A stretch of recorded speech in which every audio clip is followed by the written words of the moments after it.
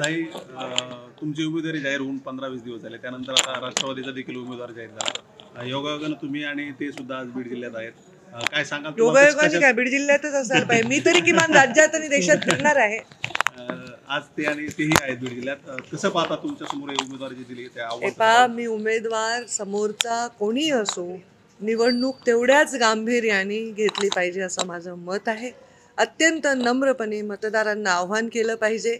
आपण जिल्ह्यासाठी काय केलं आणि काय करू शकतो हे मतदारांना आपण दाखवून दिलं पाहिजे. माझी केस अशी आहे की मतदारांना मतं मागायला जात असताना मला मतदार विचारतच नाही की तुम्हाला आम्ही मतदान का द्यावं. ते उलट मला सांगतात की तुमच्या रस्त्यावरूनच ताई तुम्ही आलात, हे बाजूचं जे आहे योजना तुम्ही दिली, ही इमारत तुम्ही दिली, ही योजना, नळ योजना, पाणी, हे सर्व मतदार बोलून दाखवत आहेत. त्यामुळे मला वाटतं की हे एक अभूतपूर्व माझ्यासाठी अनुभव आहे. पण ही फक्त विकासावर निवडणूक जाईल असं वाटतं का तुम्हाला? कारण मागच्या आठवड्याभरात ज्या घटना समोर येत आहेत, ही निवडणूक विकासावरच जावी असं मला वाटतं.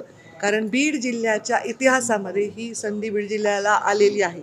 मागच्या काही काळात जिल्ह्याने अनुभवलं आहे की सत्य जेव्हा नव्हती काही काळ, तेव्हा जिल्ह्याने अनुभवलं आहे की काय अडचणी असतात. आज शेतकरी मला बोलतो तर तो शेतकरी म्हणून बोलतो, तो कोणत्या जातीचा व्यक्ती म्हणून बोलत नाही की ताई विमा नाही आहे.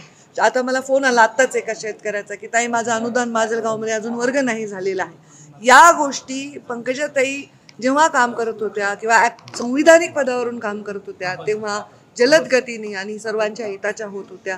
रस्ते, महामार्ग, वेगवेगळ्या योजना हे बघितलं असताना परत बीड जिल्ह्याला अशी संधी येणार नाही. त्यामुळं बीड जिल्हा या संधीचा पुरेपूर उपयोग करून घेईल. बीड जिल्ह्याच्या उन्नतीसाठी, बीड जिल्ह्याच्या विकासासाठी, याचा मला विश्वास आहे. शिवसंग्राम पक्ष हा आपला युतीतला पक्ष आहे असं यापूर्वी सुद्धा आपण सांगितलं. अनेक वेळा सभाची सुरुवात करत असताना विनायक मेटे यांचं नाव सुद्धा घेतलं तुम्ही, पण त्यांच्या सुवेद पत्नी या सुद्धा लोकसभा निवडणुकी लढण्याच्या विचारावर ठाम आहेत. मी असं कुठेतरी पाहिलं स्टेटमेंट, आता मोबाईलवर आजकाल लगेच येतात, तर मी पाहिलं की त्या असं म्हणाल्या की त्यांना लोकसभा लढवायचीच आहे, चिन्ह कोणाचंही असेल. तर असं त्यांचं मी स्टेटमेंट पाहिलं आणि हा लोकशाहीने त्यांना दिलेला अधिकार आहे की ते मित्रपक्षात असतील तर त्यांची भूमिका राज्यभर वेगळी जाण्याची आहे का फक्त बीड जिल्ह्यातच वेगळी जाण्याची आहे आणि ती का आहे हे त्यांना सुद्धा जनतेला पटवून द्यावं लागेल की असं का. असे असताना देखील विनायक मेटे यांचा फोटो आपल्या बॅनरवर आज सुद्धा आहे. आता जेव्हा मी हे फोटो सगळे छापले तेव्हा आम्ही सर्व महायुती होतो आणि महायुतीच्या सगळ्याच नेत्यांचे फोटो आहेत. दुर्दैवाने आज विनायक मेटे साहेब असे म्हणजे जिवंत नाहीत, त्यांची स्मृती आपल्यासोबत आहे आणि म्हणून त्यांचा फोटो मी तिथे लावलेला आहे. ही बॅनर ऑलरेडी आमचे तयार आहेत. आता त्यांचा सन्मानच ठेवला पाहिजे, ते हयात नाहीत आणि त्याच्यामुळे त्यांचा सन्मान म्हणून मी तो फोटो ठेवलेला आहे. आपल्यासमोर जे उमेदवार म्हणून घोषित झाले ते स्वतःला शेतकरी पुत्र म्हणून घेत हे सांगतायत की माझ्या विरोधी असलेल्या म्हणजे तुम्ही शेतकऱ्यासाठी काय केलं किंवा मग कारखान्यामध्ये तुम्हाला पण हसू येते विचारताना. खरं मी सांगते की मी पण शेतकरी पुत्र आहे, माझे वडील पण शेतकरी पुत्र होते, मी स्वतःही शेतकरी आहे, माझा मुलगा सुद्धा शेतकरी पुत्र असणार आहे. या महाराष्ट्रामध्ये आपली शेतीवाडी करून व्यवसाय बाकीचे लोक करत असतात.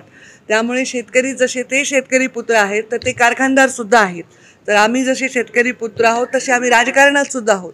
तर आम्ही सर्व शेतकरी पुत्र आहोत. शेतकरी पुत्र असून भागत नाही, शेतकऱ्याचा मित्र असण्याची आवश्यकता आहे, शेतकऱ्यांच्या हिताचे निर्णय घेण्याची आवश्यकता आहे. त्याच्यासाठी सत्ता असणं आणि सत्तेचा योग्य वापर करणं ह्या सर्व महत्त्वाच्या गोष्टी आहेत. माझी सत्ता जनतेने पाहिली आहे, ती सत्ता त्यांची होती, त्यामुळे त्या सत्तेसाठी ते नक्कीच मला योगदान देणार आहेत. प्रधानमंत्री नरेंद्र मोदी होणार आहेत. या बीड जिल्ह्याला फार सुवर्ण संधी मिळणार आहे, ती जिल्ह्याची जनता हुकवणार नाही. भाषण व्हायला आता